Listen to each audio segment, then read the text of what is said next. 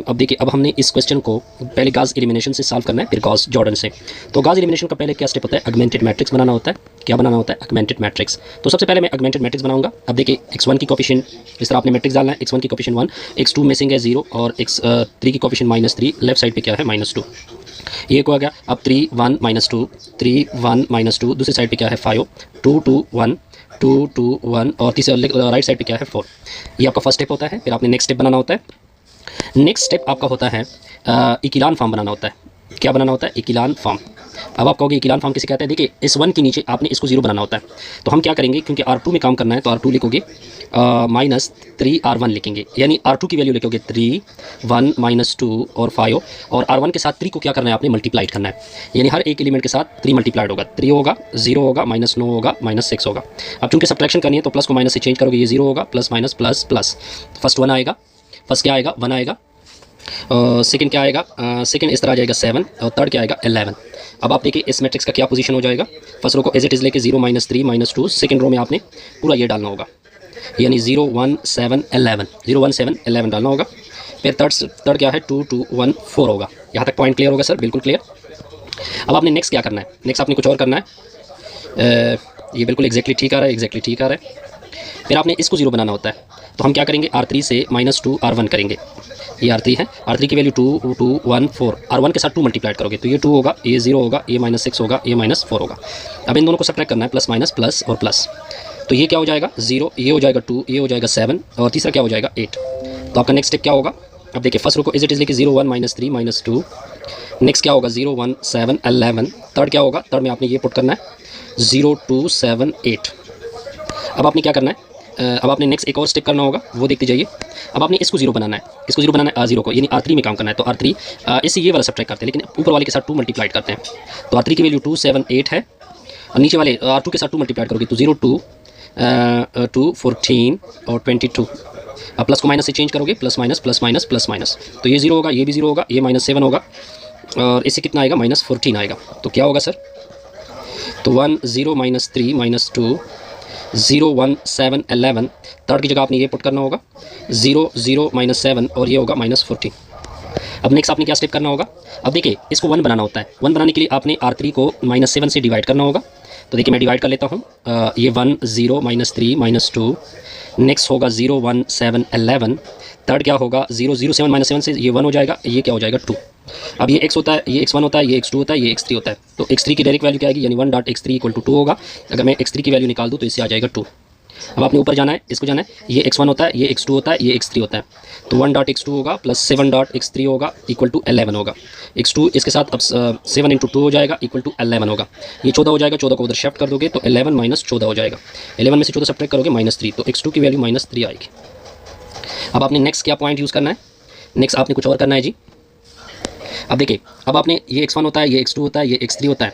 तो 1.x1 होगा, 0.x2, 0x2 खत्म हो गया, -3x3 = -2। तो x1 आएगा, -3x3 की वैल्यू 2 आ जाएगी, -2 होगा। इससे -6 को उधर शिफ्ट कर दोगे तो -2 + 6 आएगा। तो x1 = 4 आ जाएगा। तो हमने गॉस एलिमिनेशन से क्या फाइंड कर दी, सारी वैल्यू फाइंड कर दी। अब हम क्या करेंगे, गॉस जॉर्डन को यूज़ करेंगे। किसको यूज़ करेंगे, गॉस जॉर्डन। गॉस जॉर्डन क्या है, जो आपने गॉस एलिमिनेशन मेथड लेके आए हैं यहाँ तक, उसको आपने प्रोसीड करना है। आपको मैं दिखा देता हूँ, ये वाला जो मैट्रिक्स है इसको मजीद आपने प्रोसीड करना है। यानी 1 0 -3 -2 क्या लिखेंगे, 1 0 -3 -2। तो फिर नेक्स्ट क्या होगा, नेक्स्ट हमने क्या यूज़ करना है, 0 1 7 11, 0 1 7 11, 0 0 2, दूसरी साइड पे क्या है, आई थिंक ये 1 है, 0 0 1, या यहाँ पे 1 है, ये 2 है। अब गॉस जॉर्डन के लिए क्या करना होता है, गॉस जॉर्डन के लिए ये करना होता है कि इस 1 से ऊपर ये दोनों 0 बनाने हैं आपने। ठीक हो गया जी। तो पहले इसको 0 बनाते हैं। इसके 0 बनाने का क्या तरीका है जी, इसका मतलब है कि R2 -7 R3 अगर कर दे, यानी R2 की वैल्यू 0 1 7 11, R3 के साथ आपने 7 मल्टीप्लाइड करना है। तो 0 0 7 और ये होगा 14।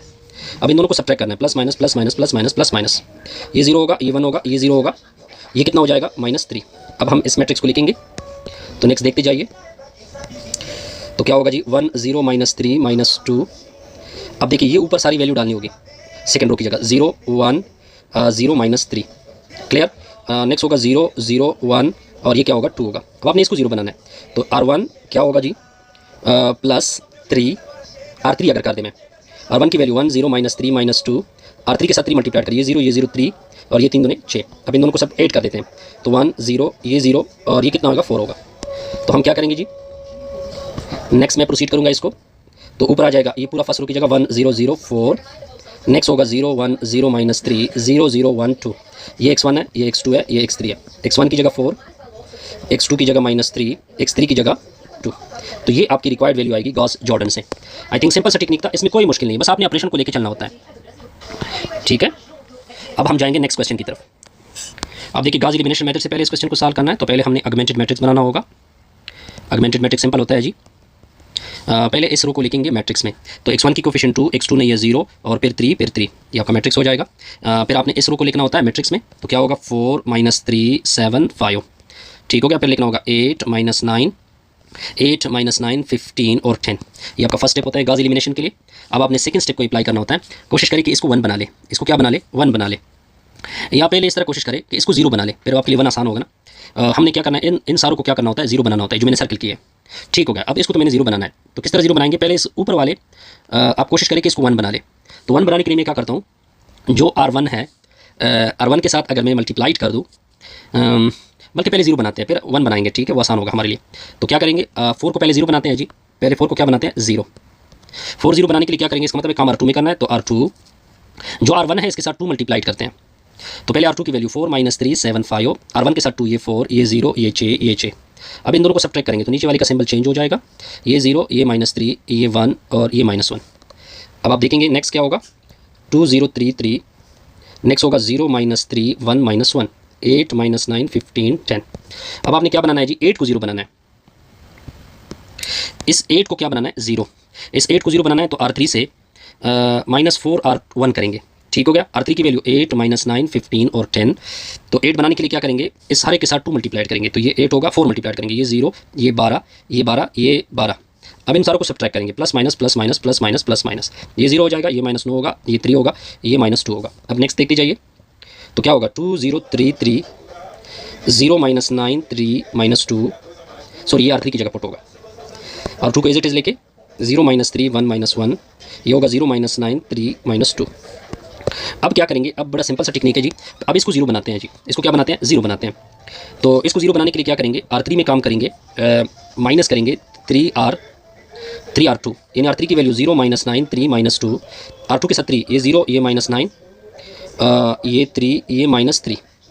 अब हमने सब्ट्रैक्ट करना है, तो नीचे वाले के सिंबल को क्या करेंगे चेंज कर देंगे, ये 0 होगा, ये भी 0 होगा, ये भी 0 हो जाएगा, ये 1 हो जाएगा। अब क्या होगा सर, अब आपने नेक्स्ट क्या करना है जी, तो 2 0 3 3 0 -3 0 -3 1 -1, फिर आपने ये नेक्स्ट सारा रो लिखना है 0 0 0 1। अब देखते जाइए, अब अगर आप अपने लास्ट देखें x1 भी 0 x2 भी 0 x3 भी 0, तो इसका मतलब है 0 x1 + 0 x2 + 0 x3 equal to किसकी इक्वल आ गया 1 की इक्वल। तो इससे तो सारा 0 होगा, 0 = 1, तो इसका मतलब है इसका नो सोल्यूशन है। क्या है जी, नो सोल्यूशन। तो आगे बस आपने जाना ही नहीं है, गॉस जॉर्डन मेथड से भी यही होगा, गॉस जॉर्डन मेथड से भी यही होगा।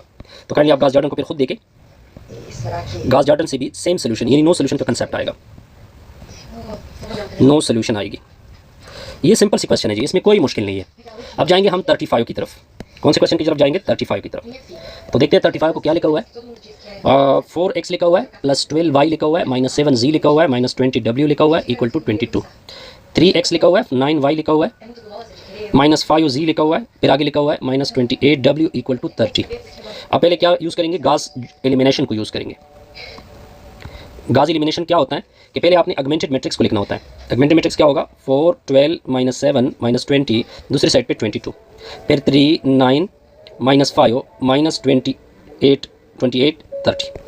अब आपने क्या करना होता है, अब आपने क्या करना होता है कि इसको पहले इसको 0 बनाते हैं, तो R2 में काम करना है, R2 के साथ 4 मल्टीप्लाइड करो, फिर माइनस कर दो, R2 के साथ 4 मल्टीप्लाइड कर दो और दूसरे के साथ 3 मल्टीप्लाइड कर दो, R1 के साथ। तो R2 के साथ 4 मल्टीप्लाइड करें, 12 36 20 -20 96, यानी -28 × 4 हो गया, 4 8 32 होता है, 3 गया 4 दूनी 8, 8 में 3 डाल दो तो 192 आई थिंक आता है, लेकिन साथ में माइनस, फिर 120 आएगा, ठीक हो गया। अब इसके साथ 3 मल्टीप्लाइड करो, 12 36 -21 -60 और 3 दूनी 6 3 दूनी 6। अब इसको सब्ट्रैक्ट करेंगे, plus minus plus minus plus plus plus minus, ये कैंसिल होगा 0, ये भी 0, इससे +1 आएगा, ये 2 हो जाएगा, ये 9 में से 6, ये 3 होगा, ये माइनस 132 आई थिंक आता है, माइनस 132 आता है आई थिंक सो, क्योंकि 192 में 132 में अगर मैं 6 डाल दूँ बिल्कुल यही आता है। तो इससे कितना होगा, 4 ये 50 और 54 आता है आई थिंक, इससे 54 प्लस 54, ठीक हो गया जी। अब देखिए, अब ये मैट्रिक्स कुछ इस तरह से हो जाएगा, 4 12 माइनस 7 माइनस 20 22, फिर होगा 0 0 1 माइनस 132 54। अब कैलकुलेशन को सिंप्लीफिकेशन देंगे। अब हमने इस कैलकुलेशन को सिंप्लीफिकेशन लेनी है।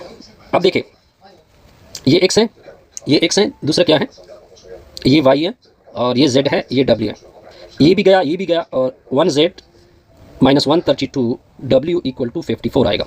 तो z minus 132 w equal to 54, इसको उधर शिफ्ट करोगे तो ये प्लस हो जाएगा, 54 प्लस 132 और w आएगा, w को कंसीडर कर ले t, तो z इक्वल टू 54 प्लस 132। एक सोल्यूशन आपका ये होगा और दूसरा सोल्यूशन आपका ये होगा। अब आपने ऊपर जाना है, z की वैल्यू यानी 4z प्लस 12w ना 4x xyzw minus 7w, I think कुछ इस तरह से था, ये x था, ये y था, ये z था, ये w था। तो 4x plus 12y minus 7z minus 20w equal to 22। अब ये सोल्यूशन तो आपके पास ऑलरेडी है, z की सोल्यूशन भी आपके पास है। फिर नेक्स्ट में आपने क्या करना है, जो y है इसको इस कंसीडर करोगे, बस इस तरह आपकी सोल्यूशन आ जाती है। इस तरह हमारी ये वीडियो क्या होगी, कंप्लीट होगी। काइंडली वीडियो को लाइक किया करें, कमेंट्स किया करें, और दोस्त और गास जॉर्डन से आप खुद ट्राई करें।